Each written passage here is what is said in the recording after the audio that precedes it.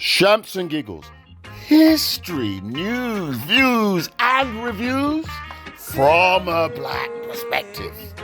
Shamps and giggles back for 2024. Oh my lord. Hey, yo, Denise, Toronto, Carolyn, everybody, Denver, hey, Viola, Andrew's in the building. But there you go, Big Wave. You know, it's so interesting to realize that when there's a black something like the carnival, whatever we do, because we did it in the park like years ago, they had the thing in the common there, innit? What's it called? Sunsplash. Oh, yeah. They're always trying to cut it down, cut it out. It can't continue. It's got this problem, that problem, the other problem, you know. And Carnival is their focus. Imagine if they shut that down. If they, you'd have nothing left. You'd have nothing left. Now, interestingly, Keith, here's a breakdown that you sent regarding the costing of Carnival. And that's recent. That's a recent one. Who does that? Yeah, that's the costing, and they're saying is that the 5 we pay million for it. overtime. That's Yeah. right. Opportunity cost. What's that mean? Yeah, I know. I was wondering what that means. Opportunity. Opportunity to work. You got to keep the crowd motivated, I guess. Well, the police. This is the police. This is Metropolitan Police cost. How much they charge? How can be so much then? 500,000 to feed them men. No, yes, that's right. Yeah, to feed them. 500. They say it's 500,000 to feed them for the 2 days. Wow, there's a lot of people then. 500,000. That's the police officers. This is not. Yeah. Wow. Nearly 550,000 to feed them over the two weekend, and to hotel. They get hotel paid for. Wow. Safer spaces support IT and other spends. Look, white people, they know how to make up money, man. Yeah. Look at these things. Safer space support, hostile vehicle mitigation, IT, others. They just put a number in that bad. And barriers. Yeah. Yeah. 1.1 million. Did you say that it's 500 and something thousand pounds to feed them? Yes. That's what it says here. Catering, 545,000. What catering? Look, they need to invest in a nice loaf of bread, some cheese, and a little bit of pickle. And some lemon and water. Bring back the good old days when things were very simple. Nobody needs a 3-course meal like with apple crumble at the end and a pint of Guinness. No. I was beginning to wonder what's in the meal. Look, salmon sandwich is enough. I mean, that's not a meal deal out of co-op, is it? That's not a meal. No. And even the external fleet hire and internal fleet hire. External fleet hire, 480,000. It's more than 20 times the amount, or just under 20 times the amount. That doesn't make any sense. So the people that come externally obviously are paid more. Yeah, than internal. Because they're coming out of their comfort zone, isn't it? Oh. Maybe that's why they call it an opportunity cost. Opportunities to make money, overtime, catering, hotel. Well, they're saying the average officer, they reckon, it was on another article, they earn about, that was last year, about £25 an hour. So you imagine on the overtime, that's £50, £60 an hour. Some of them. I mean, they got families to feed. I'm not hating on the man them making their money. Oh, family, you must have a farm. Yeah, I mean, the man them got to make their money, and let's be reasonable. I mean, and they got to be motivated to work. Hence the terminology opportunity cost. But I think there's more than enough money in Carnival that everybody can eat. Yeah, but there's the payment is, and they're saying the Metropolitan Police, as well as fire brigade and all the ambulances, they're all paid from taxpayers like us, because it's in our council tax and all sorts. Well, I tell you what, if they could find a way to make the entrance point to the carnival like 2 entrance points and charge everyone going through it, they would. Yeah. the only reason they can't do that is because people live in the territory. So if they were charging, you'd phone up your brethren and you'd be there already. Yeah, but that's a West Indian cultural thing because we're all brothers and sisters and we all live in one house, you know, like some of the other communities. And yeah, there are 20 men and women in one household. The dance started from the night before. So they lost 50 men, 50 people already You know what I mean? from one resident. Yeah, yeah, I hear you. I hear you on that. Listen, and Champs and Giggles, what and this conversation we're having, don't forget you can catch us on Monday on blackculturalradio.com, Tuesday rhythmconnection.com, on a Wednesday rocksolidfm.co.uk, Thursday we're back to Black Cultural Radio. Saturday we're on slamradio.co.uk and also Rock Solid on Saturday evening, and on Sunday Rhythm FM, Rhythm Connection radio, and we're also on Mood Radio as well. So don't forget, we're here if you can't catch us on Friday live, come check us on our radio every day of the week. And do remember YouTube, TikTok, Instagram, and those places where you can also find us. But you know what? Here's another thing. Because we was talking this week about parents turning to online tutoring. Yeah. And it's not just I imagine black parents needed white parents needed no prodding. They've been doing that from morning. Mm-hmm. But there's an actual article about black parents turning to online tutoring because they feel that the children is not being supported enough in school. That's very true. Very true. Very true. And it seems like more and more black parents are putting their children through that private route of online tutoring because they believe that their children are not getting the education that they should. And it's more demoralizing is when, like back in, well, even now, I think the teachers do it. You get your SATs or you get your grades, your what they call them, future grades, what they believe you can get. And, That's right. when the child sees it saying, I don't know, your grade is an F or your only pass mark is like 40%, psychologically the youth or the child is going to automatically think, well, if that's the best predicted grades, well done, thank you very much. The child is automatically going to think, you know what, if that's what I'm going to get and if that's my level of predicted grades, that's it. They won't look to excel themselves. They won't look to work a bit harder because they think, well, if that is my grade and my teacher that I should believe in, he's the educated one, he knows, he's teaching me, you're not going to go any further because you're basing your mind on those predicted grades. So that's why the parents, and I don't blame them. Projected grade, there you are. Yeah. Projected grade. Yeah. Do you think Go it's on deliberate YouTube. that they can suppress, and it's possible they can do it. They can suppress the child by making him think the child might be able to go so far, but they can suppress the child, make him think he can only go so far. Correct. And then the child, we won't try anymore, will he? He'll just be there. That's right. And I think that's what's happened and that's what's happening. And I think now, within the last maybe 3 or 4 years, or that the West Indian parents are thinking, well, hold on, I know my child's better than this. And Right. I'm going to believe in my child, and that's not his grades. He's more educated in that. And I'm not going to allow that to happen. So, yeah, see, voice. An article in the Voice newspaper, there you are. And it's interesting. The Voice is still around, guys. It's still around. It's one of the oldest black papers in the UK. Black families turn to online tutoring amid racial bias concerns.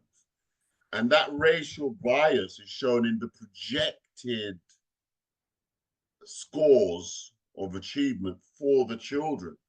So the black children are being projected at a lesser rate than are their white counterparts. How strange a thing. But it's true, if you set a task for someone, then they're going to work towards achieving that task. So if I only need to get 50, you need to get 75, I could almost feel happier because I need to do 50, you got to do 75. Do you see what I mean? So, and make the poor little child who only got to get 50 think he's ahead when really when he left school, he don't have nothing, can't get a job, can't, you know what I mean? And everything is a no, no, no, no, no, no, no. So what this young lady did, as mentioned in the Voice newspaper, was she found an online tutor for her son after a series, not once, a series of poor experiences with his school. And that's what they're doing, turning increasingly so to private online tutors. And you know what? Not for nothing. When you get a black family turn into an online tutor, often or not, they're looking for a tutor that looks like them. Yeah, agreed.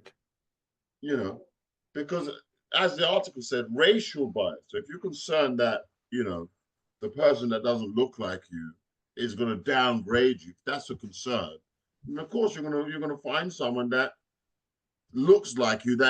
And obviously you're going to do your research. You're going to have that conversation, so on and so forth. You want to see the same level of motivation, and that'll be that's what you'll tune in.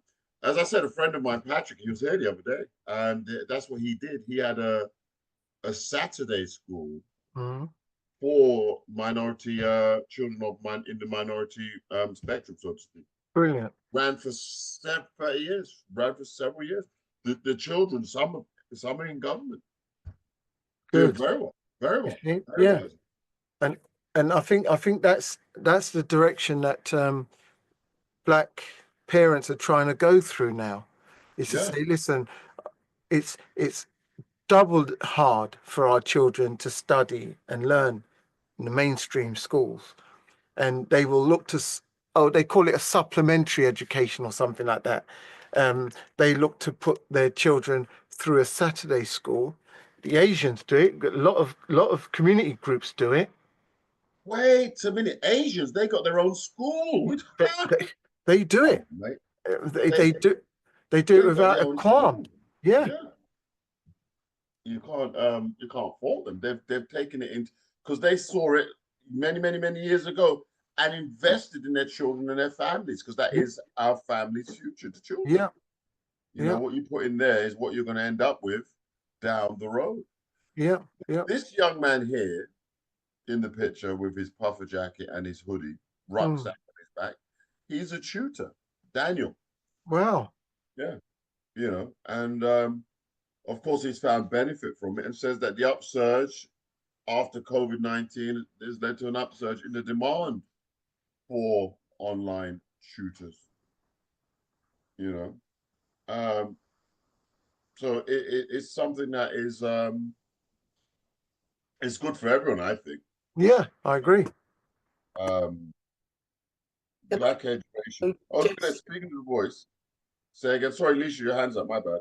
This gentleman now, during COVID, he started I think a TikTok or Instagram, one of the two, and he teaches online. You've got a lot of, the problem is in education is that there aren't many black male teachers. There's a lot of women, but not a lot of black male teachers. And if you go on to places like TikTok and Instagram, there are young men like this who are teachers and who teach maths and sciences. And it's really interesting. The things I've learned from them, it's really good, honestly. And they are tutors. These guys do. I mean, you can always get your kid to be tutored for free online, because these young men are hosting regular teaching opportunities to learn. Right. Yeah, absolutely brilliant. Some things you learn in maths equations, like all that. I'm like, wow, I never knew that. Of course, you can find anything, as you say. I got my GCSEs. I'm like, goodness me, wow. I could have done better in GCSEs if I had had somebody like them who were able to explain it very simply. I think that when I was younger, they explained math so complicated in such a complicated manner that it just became I just didn't understand it. But the way how they explain things now, it's so simple. The way they work things out, maths out, it's so simple. And funny I thing, you agree. always find a Yeah. guy that can work it out in a slightly different way, and it just clicks with you. Have you noticed that? No, it's simply, it's very simple. Some Yeah. like multiplications, the way they do multiplication with the lines and the dots, the Japanese way, when There they you go. multiply the numbers, before you be reckoning about how many 12s are in blah blah, how many, nines are in this and how many. No, you just go, just do scoring, you do the dots and what have you, and you work out the calculation. There you go. 345 multiplied by 260, you can work it out just by doing a couple of lines and dots. Never knew until then. Do you know what I found so interesting about exactly what you're saying about that is that somebody has taken the time to go online and put these things together. It's brilliant. It's It's always been free. there though. Yeah, I think they've got Japanese and Chinese teach their kids in a different way to that of the Western society, and that's where they've got the teaching from. It's from I'll send it to you. These young men, black men, who are doing these classes online, but it's so good because I think especially young boys, they need a figure that looks Male figure. Yeah, to learn from. it is very important. It's very important. Here's to your point, Keith. Thank you for that, Tisha. Sadly, some students, as the text says, Talina Brown should say, that will look at their predicted grades from teachers and say, this is as good as I'm going to get. And they stop working hard. It becomes a self-fulfilling prophecy. Yeah, And agreed. this is in the voice, isn't it? Yeah. Yeah, Voice, yeah. So she's encouraging black parents to look into online tutoring if they're not happy with how the children are being taught at school, and not view it as an upper class thing. It's affordable with group sessions starting from as little as £11 per hour. yeah, You know, yeah, it's quite interesting though. Sometimes if you're a parent, if you're not happy with how their children are being taught at school, if you're busy going to work and all the rest of it, sometimes you don't have time to think. But really, it is a necessity, isn't it, to take yeah. the time to You take the time out yeah. to find out how your children's doing, and that's why it is very important for parents. Well, my parents went to all my parents' evening, to see what's what. Make sure you did your homework, and I did the same for my kids, and that's one thing I made sure because I even told teacher, me and my wife, we told our teacher, put him in the front if he's not listening. I don't want Yes, him sitting in the back, because right, they like pushing kids at the back, and all the other ones that want to take the information, they sit in the first two rows, right. and when they're mucking about at the back, it's stop talking, or you go outside, or write lines. But the others in front are learning, and you There can't you go. catch up. So then straight away the report comes, misbehaving in class, detention.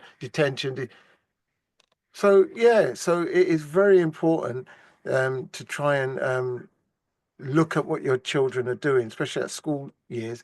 And if you feel that they need a boost, find the money because you quickly find the money to buy a soft drink, or packet of fags, And you're saying that the education these days, £11 an hour, you know, find the money and just do it, because in the long run, that's what you want your children to elevate themselves to become great people. I'm not saying that they have to be brainy to be great, But if they want to survive even further in this world, especially in the UK, education is key now. It really is key.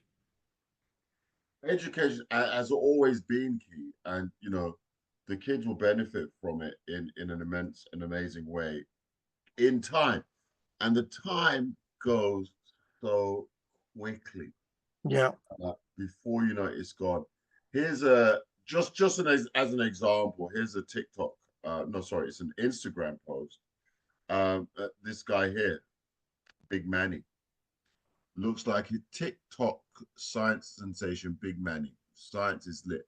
He's made science simple for young people to grasp, and he's been awarded for it as well. But Yeah, you know, one of and them. If he makes it very, very, the way he teaches it, because he's very relatable to the young kids. The way he speaks, just his mannerisms, but he does it so good that kids yeah. will get it. Play one of them if you can. Like it's Well, been here he is with Eddie Nestor. I can't play it, as you can see. Here he recognized. is with Eddie Nestor. You know, many thousands of likes and so on and so forth. But yeah, he's doing it large, and you know, the youth, and they can turn. I'm sorry, the young man, they can turn to the internet in social media in that way, and get the positive out of it, isn't it? Which is truly amazing. I'm jealous. Back in my day, we didn't have these things. You sit in your room and play darts. Yeah, yeah. Well, this is it. Go and do other things. Go and play football and things like that, and not think that the studying is vital. You know. Yeah. In I thought fact, you were using abacuses, Smiley. It was no, it was slates. I was on the slates, slate and chalk, Jokers. slates. Yeah, yeah. you know. So Teresa says Eddie Nestor interviewed Big Manny uh, on London Radio London earlier this week. Oh, You know, so that would be an interesting interview to listen back to because there's so many ways now. You know, look, he's also been on London News about his science videos and his new book, Science is Lit. Eddie Nestor posted it on his Facebook.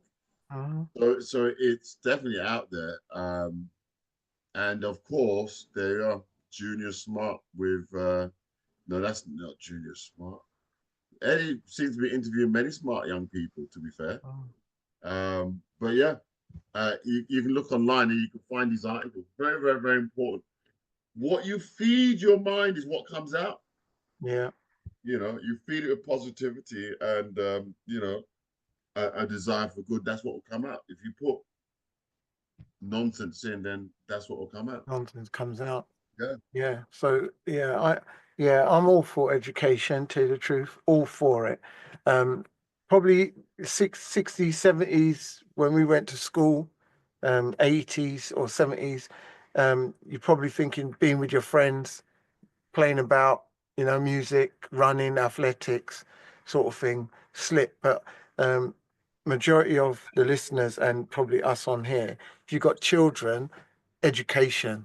And I think it's good to know or good to see that a lot of the children or your own children that you have, you've pushed them in that direction. And I'm happy to see more black people now going to universities, to tell you the truth.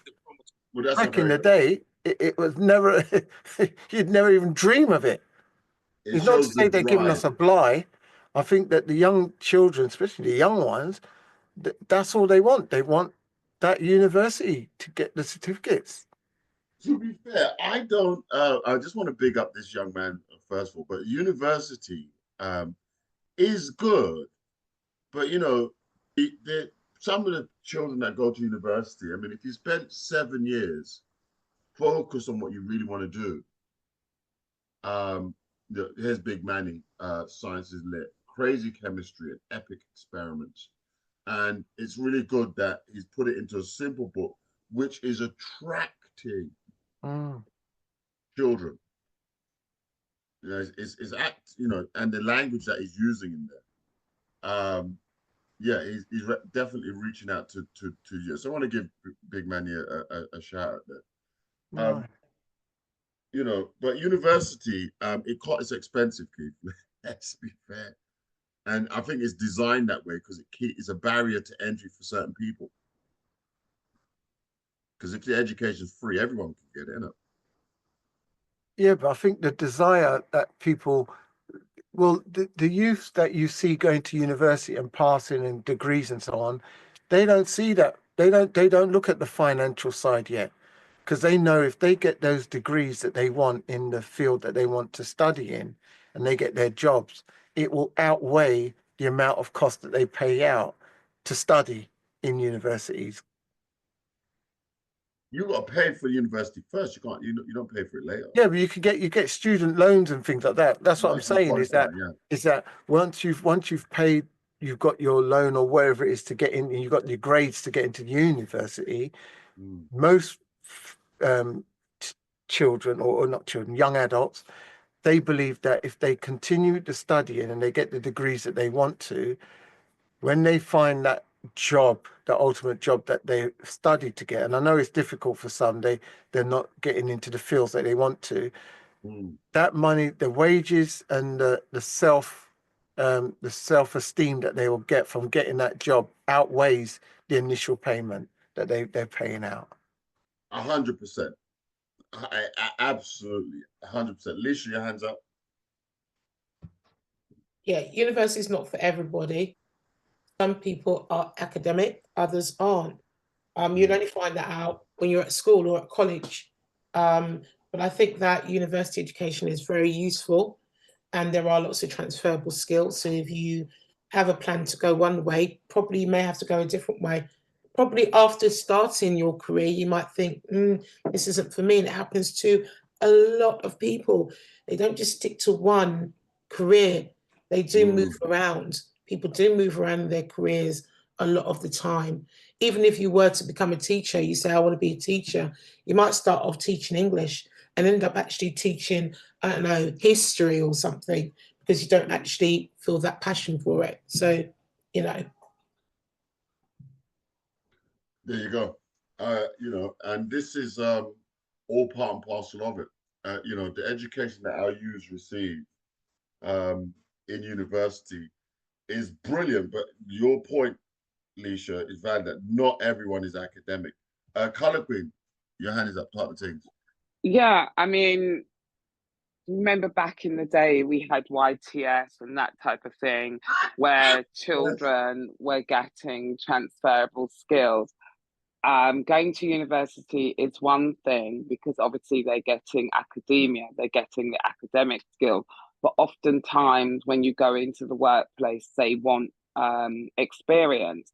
So in as much getting the qualifications is one thing, but if you're only versed in one subject area, it's going to be difficult for you to get work if you can't get work in your particular field. So it is important. So things like plumbers, electricians, carpenters, so they are actually trying to go back to what they would classify as manual labor. Because remember, there was that hoo-ha in Thatcher's era whereby she was making it more easier for ordinary common garden people to go to university, because going to university initially was for part of the elite class, the upper echelon, and then she then kind of like then your local authority would pay for your fees, and as Smiley said, DJ Smiley said, you then topped it up with student loans, which is great, but oftentimes some of the degrees that they are doling out, they're not worth the paper that they're written on.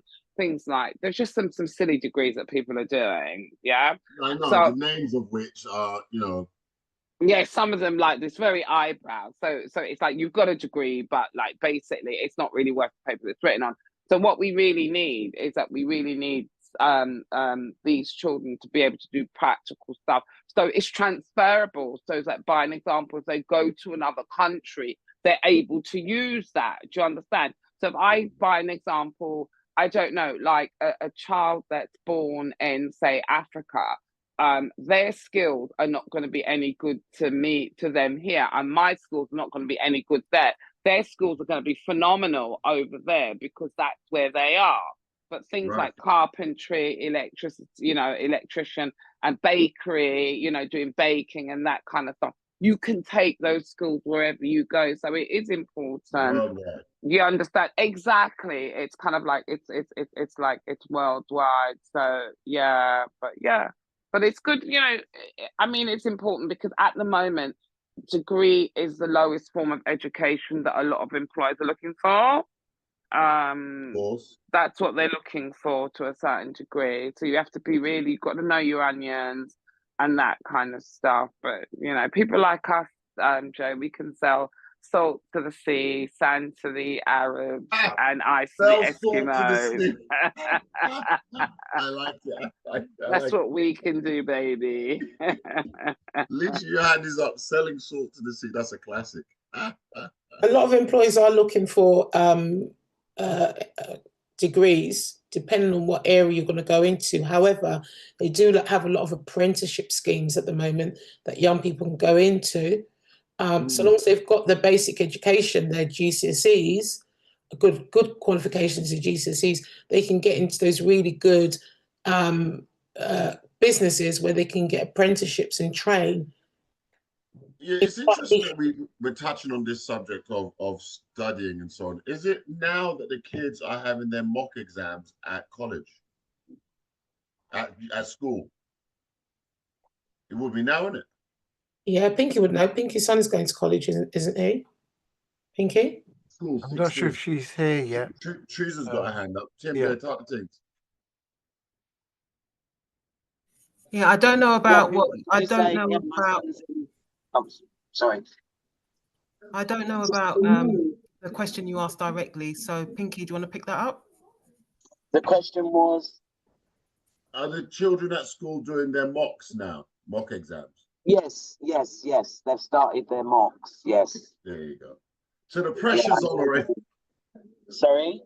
The pressure's on. What we're discussing here about the predicted grade. Yeah, I was listening to you guys. Right. So the pressure's on for the kids now, as well as the parents, because the parents are anxious as well for how well or not the kids are going to do. And it really personally, the teacher said the predicted grade was this. I'd be telling my child, well, look, to be funny, they always grade you low. Boom, you're up there. Before 1 minute, Pinky, before you answer, can TMJ had a hand up. Let her come in and then. Yeah, no problem. Yeah?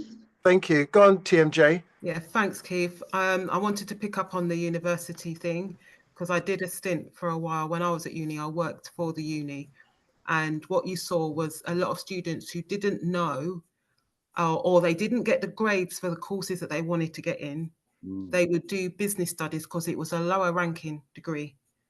Then they would come, or even if they didn't want to go to uni, but because you had really insistent parents during clearing time who wanted to get their children in and wanted to know where their grades fit. So they would make them do business studies, which is, as I said, one of the low grade. Unless it's a high ranking MBA, completely different. And those are for people who really love business. They know what they're going for. But, business studies generally is really low ranking out of all the degrees.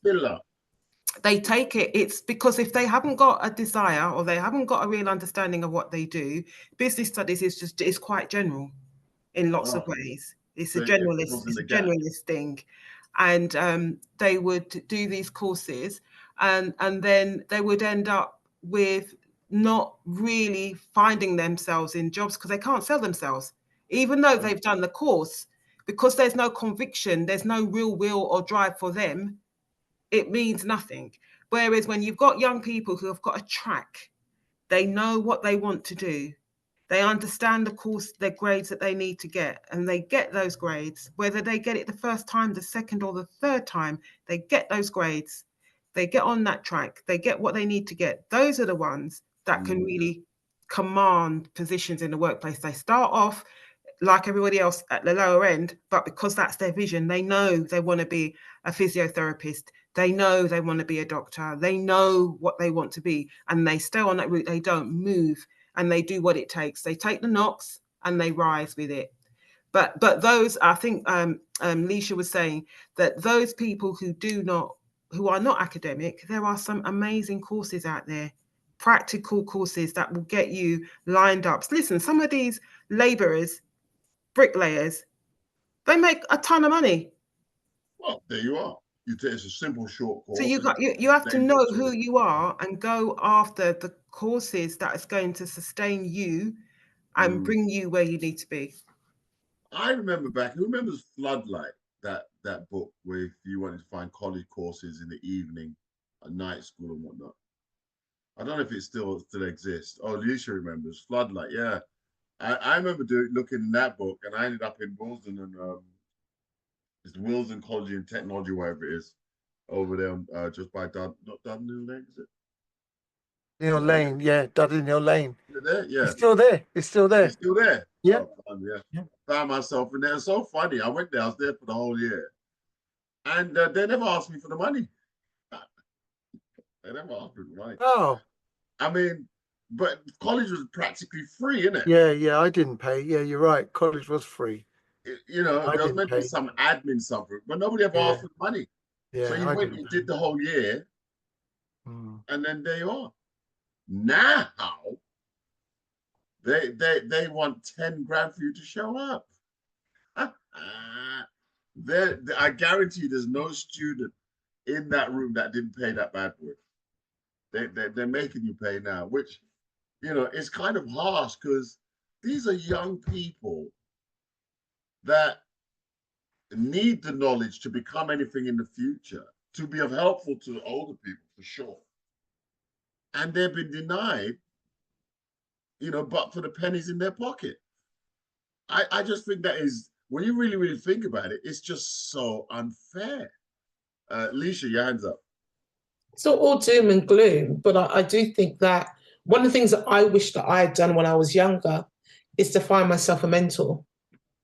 That is a whole nother level right there. I think that is very, very important. You need somebody who you look up to, who you see value in, that you can learn from, and somebody who actually wants to teach you, wants to guide you. And that could really help you, propel you, whether it be just generally giving advice or signposting you to places and to people, connecting you to different things. That can make a whole world of a difference. We can all remember when we were younger, we probably was in a menial job, probably stacking shelves or working in a retail, and then somebody said, "Oh, I think you could do this, why don't you do this?" And you take the next job and you get mentored, you get opportunities because somebody sees something great in you. Amazing, Alicia. Valuable point. A mentor, somebody that's older than you, somebody that's been there, done it, right? And that what you just said, signpost to something where they just direct you. I was in America and I needed a job. My little boy was, I needed work. And there was an older guy and he told me mortgages, paying good money too. He didn't have to tell me much more. He said he'll sort me out. Before my man could sort me out, I was in the paper looking at mortgages, and I was making calls to the mortgage companies. Landed myself a job, and he was right, the money was good. Signpost. Someone who's doing something can signpost you in that direction. I mean, it's happened time and time. That's how I became a gas engineer. Somebody signpost directed me. The jobs we got, I mean, by and large, the better ones come from those who it's sure you can go online, end up in some strange situation, but the ones that you get through a personal referral, turns out, and it's been that way in my life, turns out to be the better one. I mean, as an older person, if you're talking to a 17-year-old now, right? And he wants to be, I mean, as an older person, I think the crux of us are sort of around about 50 age group. How much do you think you could tell that? I mean, how far do you think you could guide that young person in life.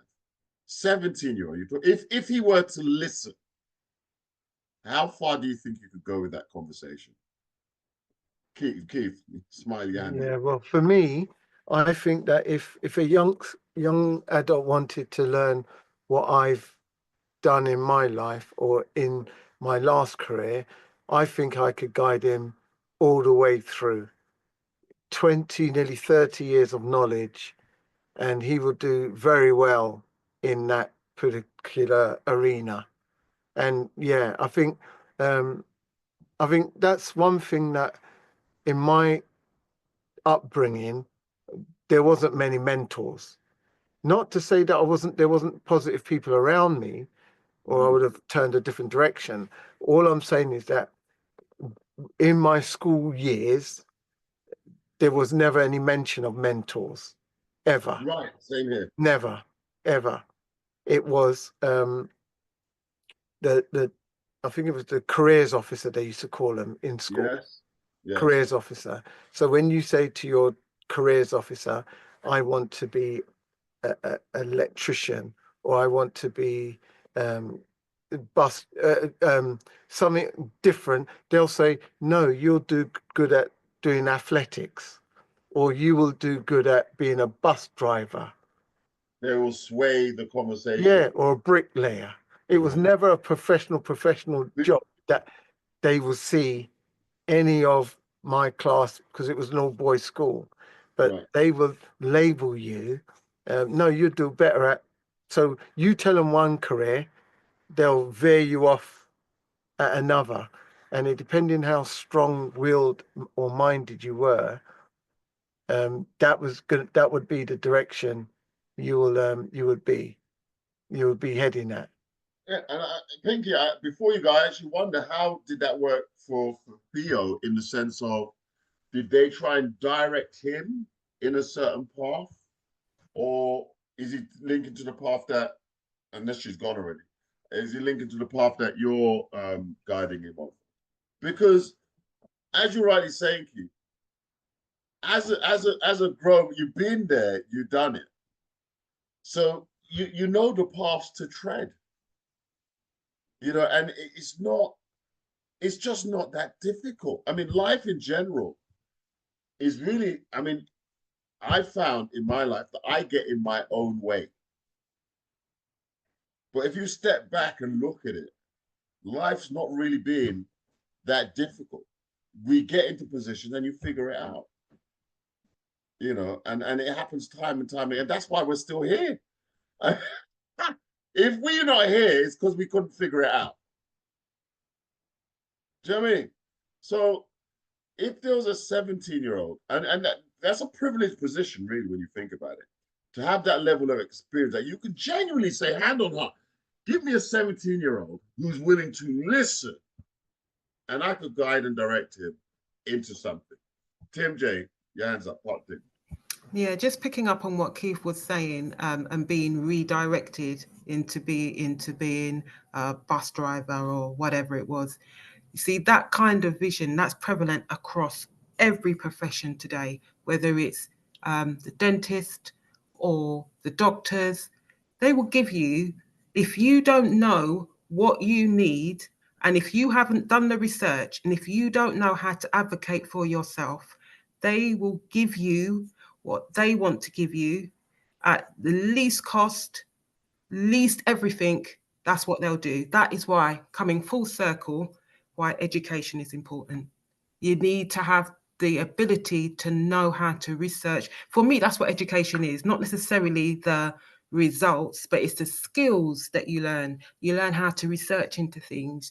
You learn how to do things in a way like, you know how to approach people. You know how to, identify who, we've already discussed it, who a good mentor would be. You know how to look for certain things, because that's the skills that you learn. But education for itself, it's actually trying to undo the things that we come with intrinsically. But if we learn how to take those skills back and use it in the proper way, we could do amazing things.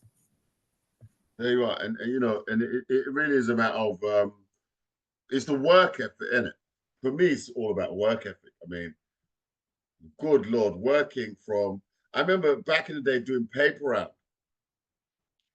11 years old on a Sunday, the bag was so heavy.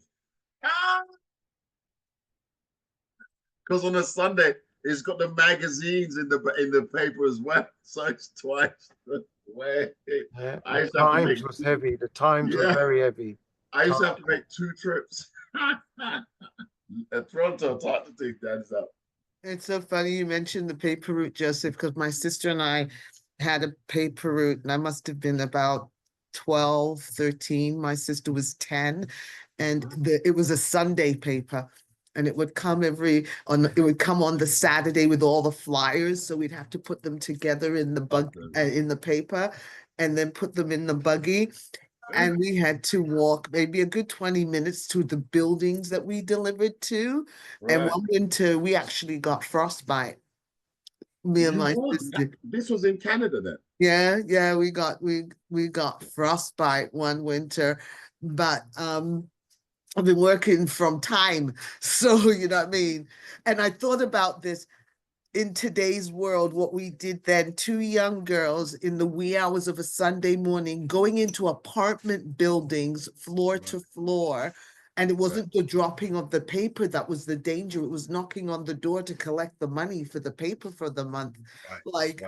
I would think right now today that's unheard of, right? Like, why are you letting your 10-year-old and your 10-year-old and your 7-year-old or your 12-year-old and 8-year-old knocking at strangers' doors to collect money? Unless you're with them, because that's That's it. And my mom was never with us. We were like, we were slugging it. But that was just a little bit of memory reminiscence. What I actually wanted to say though, about the whole importance of education and academics isn't for everyone. So I wanted to put that out, that not everybody's academic, not everyone's going to go to university because that's just not what they're good at. And trades is a great option. I know over here, tradespeople make a ton of money. And we actually have educational programs right now that if you decide to study whatever trade, you're getting support from the government in terms of costs for the program. You're getting work experience once the program, like apprenticeship opportunities once the program ends. So trades are huge here. And yeah, so I think it's a good to have the mix, right? Because tradespeople make more money than people who first get out of university. If you're a tradesperson in your first year and you're a customer service rep in your first year, the trade person is making far more money than that customer service rep is in the first year. That's true. I mean, Right. People will make money because, as they say, everyone needs a trade person. Yeah. If you're everyone an needs a trade. It's not a joke. Yeah. You need a mechanic. Look how many cars on the road. You need Right. a mechanic, Yeah. You know, electricians here make $80, $90, $100 an hour. It's in law. Plumbers, the electrician is legally, you need an electrician. It's the law. There's whatever the certification is, it's the law. Yeah, plumbers make a killing. Yeah. That guy picking up rubbish. Making a lot of money. Don't sleep on those guys, women. Don't sleep on them. I was in America doing mortgages, and there was a guy from Pennsylvania, Philadelphia. He was a truck driver. He drives waste management is the word. Waste management. So he's a garbage truck. I got to talking to the guy. He owned about 8 properties and counting. 8 properties and counting, because I was doing a mortgage fair. And he was just buying them, like, why are you buying up all these properties? Like, what's going on? He goes, that's retirement and some. I got kids. So he was just building this wealth. So waste management, making money and putting the money to good use. Consistent job, consistent income. What more do you need? Yeah, well, what blue collar workers are not, deemed as established as a white collar worker. But I personally this is my own personal tenet. I don't want any man who can't fix ish. If he can't fix things with his own hands, I want somebody who can do a little plumbing, do a little bit of this, do a little, yeah, a handyman, yeah, handyman. Otherwise, that guy going with his briefcase and his suit and tie, you know, and them look nice and pretty, and I don't know about you too much. I mean, we could hire somebody, sure. That's funny. That's funny. Nice to have someone who can do that stuff. Do you know, where's the women in the house that type whilst they're at work? Who does that? The women in the house type? Does anybody type whilst at work? Hit the keyboard kind of hard, typing up letters and documents. Could you imagine if when you came home, your other half wanted you to type more letters? I mean, that is the same tenet for a man that can. You get home and the wife, Toronto, so happy to have a handyman. Oh, honey, yeah, but you. And the list starts coming out. Yeah, but we're going to be talking about it as the needs arises, so he wouldn't be surprised. Not like storing it up. If my fella is my fella and he knows there's going to be some previous conversation that, you know, Han, such and such is not working. When you have a minute, fix it up for me, man. Please. That's it. That's it. And you see, yeah, man, we'll get that. We'll do that on the weekend for you. Martin is so funny. When you see that weekend's not coming, and you're like, classic. But not a trade for every young person, you know, absolutely valuable. As the kids are going through school now, doing the mock exams and so on, thinking of what they're going to be when they leave school. I remember I wanted to be an electrician, and I left school, and then we went to the YTS. A friend of mine wanted to be a draftsman. He left school, and the difference, he wrote off letters to companies, and he put in what grades he was expecting to get. And before the exams, he had gotten replies from these companies saying, if you get those grades, you got a job. And so therefore, he passed the various exams at school level, and went on to, and I thought to myself, wow, what an extra level of motivation that was, huh? Yeah. To know that he was going to get a job, paid job. Before. And this was back in the day, I don't know if they still do the apprenticeships, paid learning as well, because you get on the job and then you get a day release or two. Yeah. College, where you pick up on the theory. And then the apprenticeship would run for 4 years. So you're learning whilst you're on the tools as well. And then, of course, you're learning in the college. So you're getting the understanding at the same. So the two's running parallel. I don't know if that's common right now. My son did apprenticeship. His one was mixed because he was studying and the course, I think, was saying you can have this 3-year apprenticeship. We will find you the job, because they got a list of companies. Right. So he was studying, and then they would just slot you in to a job on their list, because they know that you've done the studying, you've passed your grades, and the company is open to anyone that's got those grades, and they slot you in. And I thought, was it a paying thing? Yeah. Was it a paid? No, it wasn't. It was a work experience type. Yeah. But the same thing though, work experience. But they class it as an apprenticeship. Yeah. Well, the work experience is the most important, because once you learn to do it, nobody can take that knowledge away. No, because you know how to do it now. Yeah. You know, paint and decorate. I think paint and decorate is more a job of patience, because you got to take the time to put the paint on the wall. Yeah, prepare the wall, cut in. Yeah. So I think it's more. But once you have that level of patience to do all of that, you know how many buildings need painting? Yeah. How many people are motivated to have their buildings shining bright, and looking fresh? Needs to be done, because of course the world's changed now. I mean, a lot of these properties are rented accommodation. They want to spruce up the paint. Correct. Yeah. You can't not have work. No, true. You can't. Christmas is coming. A painter, people want to give the house a little spruce up for Christmas. Mm. Do you know what I mean? Summer comes, people want to give them house a little spruce up for summer. Summer, yeah. A painter, manual. I see. I notice the conversation hasn't veered towards getting in front of a computer and being a. It does have its place, but as more than one person was brought out in the conversation, academia is not. You know, everybody's not Not academic. for everybody. Some people, it's their hands, Hands, man. yeah. You know, Yeah. you're gonna have to get involved with your hands, and there's no shame in that game. No, No. that hands can work. You know, no shame in that game. Painter, you just go through the various trades. Mm. You know, there's no shortage of labor, of work. There's no shortage of work. The No. only shortage is in people's mind. No. You know, they try once, they try twice. Oh, nobody wants me. Nah, mate. Got to keep on trying.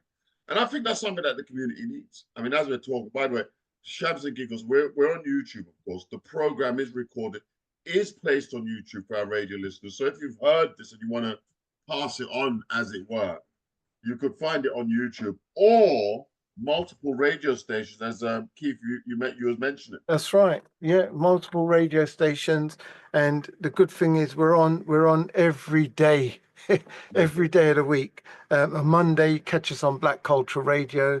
This is on internet on Rhythm Connection, radio.com. We're on rocksolid.uk. We're on Black Culture Radio on a Thursday. On a Saturday, we're on Slam Radio. Saturday evening, Rock Solid. Sunday, Rhythm Connection, Mood FM, and list is just growing and growing. You know, so every day, and catch us on our Facebook page as well. You know, Shamps and Giggles on Facebook, TikTok. We're on everything, Instagram, you name it. We're on it. We can be found is the important thing, and these are the kind of conversations the community needs that. Our community needs that because you got to think of it. In growing up, we didn't have that conversation. A lot of the radio stations that when we grew up, it was all music, boom, boom, boom, boom, boom. Mm. But conversation is key. Yeah. Conversation is key because you can tune into a conversation, you can get a nice piece from it. Yes. That then can use to benefit you in other ways. And young people aren't talking enough. No. They're not. They're not talking. There was a new word in the dictionary. What was that word in the dictionary for scrolling through the phone? Oh gosh, there was a new word they added to the Oxford Dictionary. Yeah. And that was only recently, actually. Yeah. Yeah. Brain fog? No, it wasn't brain fog. No. Brain something. Yeah. Yeah, there was a new one because the youngsters and that, they're using their phones and scrolling and just doing nothing. Dead time, innit? Yeah. Yeah, it was mindless brain, mindless. Zombie scrolling, I think it is. What do you call it? Zombie scrolling. Zombie scrolling. No, it wasn't zombie. No, it wasn't zombie. Zombies. It sounds like a good use of word though. Zombie scrolling. Is it doom scrolling? No, it wasn't doom. I've heard of doom scrolling in zombie, but zombie scrolling sounds good. Mm. Brain is something. It had brain in it. Mm. The New Oxford Dictionary, isn't it? Word. Yeah. And they found that this word was used quite commonly throughout the year, and so they added it to the docs. But I mean, they're bringing up wokerism. It was quite interesting, isn't it? Brain rot. There you are. Brain rot. Oh gosh. The phrase became more prominent in 2024, with its use increasing by 230%. But for our radio listeners, I hope you found value in the show, and that's what we will be bringing more and more value, because our community is we're rising up. There's so many different things happening. It's just too amazing. I could tell you stories up the yin yang. Tune in, and you will definitely learn more. It's Shabs and Giggles. is the station of value. That's what we bring. We bring in value to the marketplace. Till the next time.